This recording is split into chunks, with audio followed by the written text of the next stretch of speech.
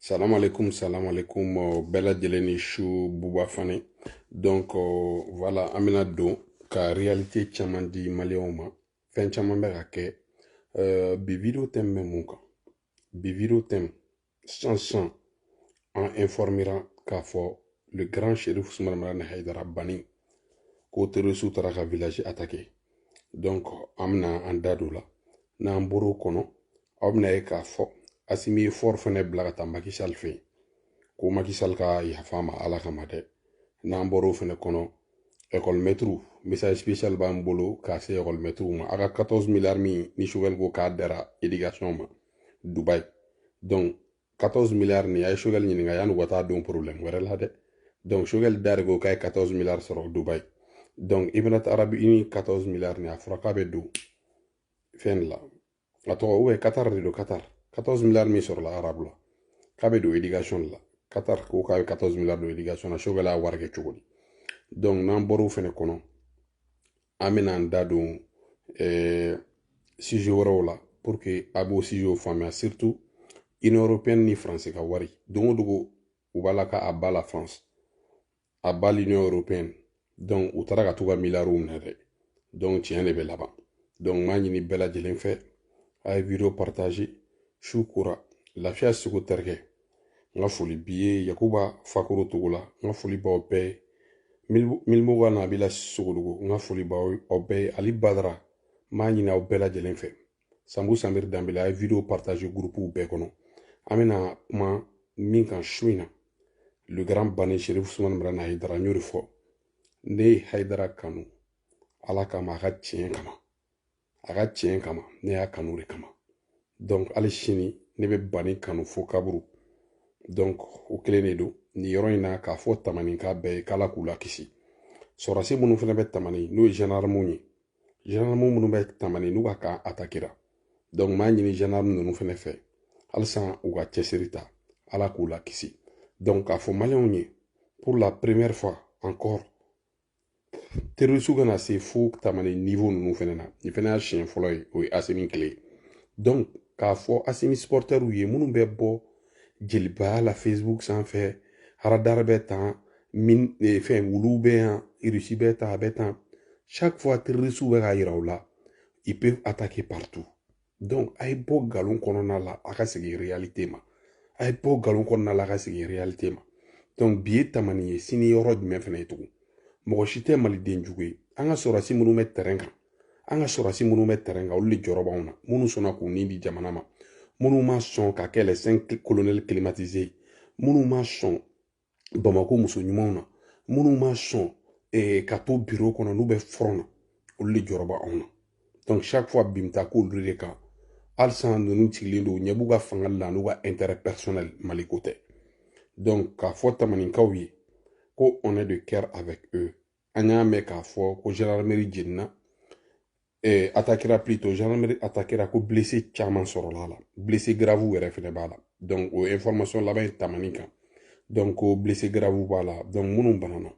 Ala k'u nin bɔ a la Ala ka kɛnɛya d'u ma Ala k'u lakisi an b'o de fɔ olu ye Ala k'u lakisi Ala ka Mali finitigi fɛn bɛɛ front na Ala k'u lakisi Ala ka sebaya d'u ma yarabi Ala an b'o duwawu d'u ye Ala kana u kɛ juguw sago ye an b'o duwawu d'olu ye mais an kɔni b'a ɲini les 5 colonels fɛ a ka vidéomaniw a y'a f'u ka nkalontigɛ dabila u ka nkalontigɛ dabila a ka tiɲɛ fɔ maliyɛnw ye tiɲɛ de bɛ laban dɛ dugu min kɔnɔ bi maliyɛn bɛɛ ɲɛ bɛ ka yɛlɛ ça ne va pas de bɛ Mali la ça ne va pas minnu ti nasɔngɔ bɔ farilankolon tɛ wuli la ani dɔrɔgu tala malankolon olu de bɛ ka manamanakan fɔ parce que u tɛ courant sara u tɛ nasɔngɔ bɔ u tɛ robinet sara u tɛ so sara manger nourrir fu n'u banana u bɛ furakɛ fu hali n'u bɛ taa ɲɛgɛn na bo bɛ kɛ fu parce que ɲɛgɛn yɛrɛ hali o dɛngɛ ni ɲɛgɛn fara k'a fɔ ko k'a dɛngɛ bɔ hali o samali wari t'u bolo donc tout est gratuit chez eux donc olu mɔgɔ ninnu de bɛ bɔ ka manamanakan ni fɛnw fɔ mɔgɔw ma donc a ye bɔ ninnu bɛɛ kɔnɔ lafiya seko terikɛ an ka tugu tiɲɛ kɔ an ka bɔ nkalon kɔnɔ donc n'an bɔr'o fɛnɛ kɔnɔ école maître arabu la Qatar Choguel taara ko 14 milliards sɔrɔla bi a ka sara t'a bɔ a ka sara tɔgɔ bɔ dɛ u ye fɛn fara dɔ fara fɛn bɛɛ prix kan u ye dɔ fara fɛn bɛɛ prix kan 14 milliards min nana ko k'a di éducation na a y'a fɔ Choguel ye a ka cas régler ni 14 milliards nin ye donc ale de y'a fɔ maliyɛn bɛɛ ɲɛna faden kɛlɛ ka Dirisa Kulubali ale de ko Dirisa Kulubali Lafiya Sogo terikɛ Yakuba a ye video partager groupe bɛɛ kɔnɔ donc ko 14 milliards sɔrɔla école-maîtres ye école-maîtres a ka 14 milliards a y'a f'u ɲɛna 14 milliards min sɔrɔla aw ye ayi ko 14 milliards nin k'u k'a ka problème régler n'a ye 14 milliards nana k'a bɛ don éducation na n'i ko éducation i ko école-maîtres vous êtes prioritaire n'an m'a fɔ videomaniw filɛ nin ye bi olu de filɛ nin ye olu de ta ye Mali ye bi dɛ Mali de ta kɛra videomani ye wari in bɛɛ bɛ ka don videomaniw ni muso ɲumanw dɔrɔn de la donc école-maîtres 14 milliards nin n'an m'aw ɲɛ bilen bɔ u b'a don problème wɛrɛ la k'aw to yen dɛ wari in sɔrɔla aw de kama Umar Bokum n ka foli bɔ ala baw ye Mohamed Wage a ye video partager groupe bɛɛ kɔnɔ Alaji Kulubali a ye video partager groupe bɛɛ kɔnɔ ni mɔgɔ mɔgɔ ka mɔgɔ ye école-maître ye i bɛ nin video parti yira a la ko Choguel de taara Qatar ko 14 milliards dira ko 14 milliards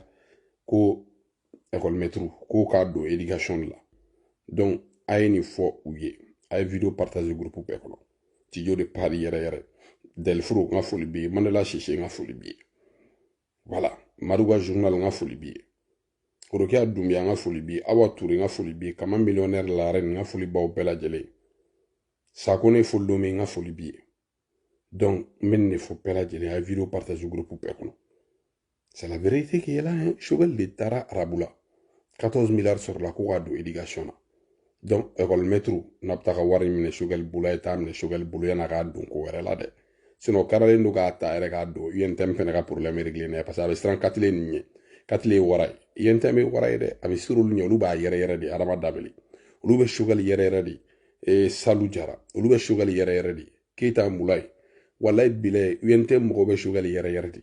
donc a bɛ siran UNTM ye a bɛ taa ka wari ta ka don UNTM mɔgɔw bolo dɛ ka t'olu ka problème régler n'a ye dɛ aw ɲɛ bilen bɔ a la 14 milliards min sɔrɔla arabu la a k'a bila ka bolo kan Choguel da de y'a fɔ Choguel da de y'a fɔ Mamadou Soumono Choguel da de y'a fɔ voilà donc n'an bɔr'o kɔnɔ maliyɛnw aw minnu bɛ bɔ ka mɔgɔw faniw ba nin ko a ba la CEDEAO a ba la France à bas la France surtout, à bas l'Union européenne, à bas les États-Unis, vive la Russie. Mali bɛ embargo kɔnɔ 4 mois kɔngɔ bɛ maliyɛnw na faransi ye wari ta k'a di ko ka balo san ka di maliyɛnw ma transition y'a tɛgɛ jɔ k'an sɔnna ka fisabililayi la kabiri ye minnu b'a la ko a ba la faransi a tɛgɛ wɛrɛ nɛgɛ ni Asimi tun bɛ se ko la a tun b'a fɔ faransɛw ye de k'an t'i ka wari fɛ Tayiru Jara a tun b'a fɔ faransɛw ye de k'an t'i ka wari fɛ an ka mɔgɔ t'i ka a ka wari la an t'a fɛ solution m'an yɛrɛ bolo irisiw bɛ an teri irisiw bɛ olu b'a d'a ma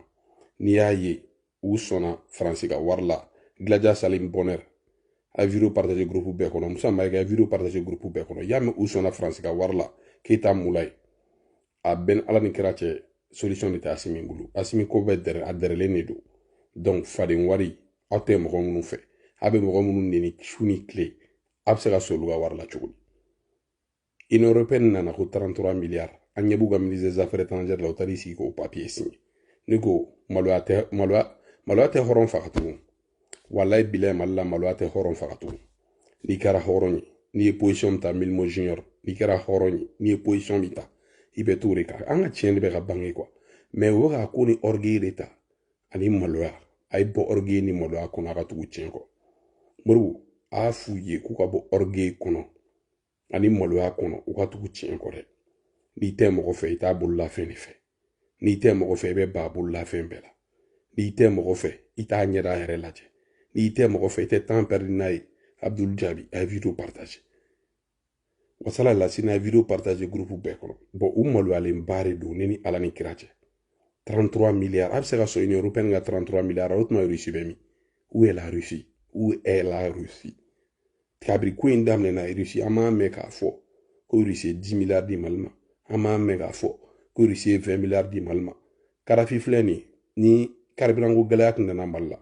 Karafi tun bɛ carburant fa avion la ka na d'a ma ka avion fa carburant na ka na d'a ma o avion ɲɔgɔnna caman bɛ Russie bolo jɔn y'a mɛn embargo tɛ Mali ni Russie cɛ o jɔn y'a mɛn ko Russie ye cargo baden fa essence la ka na komi u y'u ka mɔgɔw bila ka taa an bɛ dugawu de kɛ u ka se k'o fɛnɛ kɛ n'an bɔr'o fɛnɛ kɔnɔ n'an bɔr'o kɔnɔ an bɛna an da don fɔr fɛnɛ ka kala bi olu de ko a b'a la CEDEAO fɔr taara Alassane Dramane Ouattara deli ala kama k'a ka yafa a taara Ghana président deli k'a ka yafa bi kunu fɔr taara Macky Sall fɛnɛ deli k'a ka yafa Assimi ma dɛ ko Assimi filila ko denmisɛnnin y'a sɔrɔ Assimi ni kun y'anw lamɛn kabini ko daminɛ ko ne bagara baga n ka foliba b'i ye baga frère donc ni Assimi kun y'anw lamɛn kabini ko daminɛ est ce que bi tun bɛ se a ye maliyɛnw bila fili la Nana Sidi Ali n ka foli b'i ye n ka foli bɛ Sadi bɛɛ ye Abubakar Kamara n ka foli b'i ye Umaru Marigo n tɛ ɲinɛ i kɔ donc ni olu kun ye anw lamɛn bi maliyɛnw kun tɛ ni tɔɲɔ bɛɛ y'u ɲɛla maliyɛnw kun tɛ ni kurantigɛ bɛɛ y'u ɲɛla maliyɛnw kun tɛ ni gɛlɛya bɛɛ y'u ɲɛla maliyɛnw kun tɛ ni kɔngɔ ninnu bɛɛ y'u ɲɛla mais bi a kɛra cogo di a kɛra cogo di bi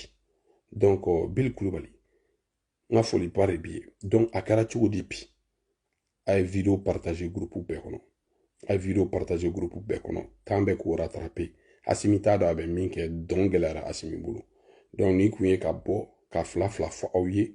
actualité kan Gofu Dramera an bɛ ɲɔgɔn bolo n ka foli bɛ Mali jɔkɔrɔmɛ bɛɛ a ye vidéo partager groupe bɛɛ kɔnɔ an ka tiɲɛ bɛ ka bange donc Benica yɛrɛ ala k'an bɔ su la merci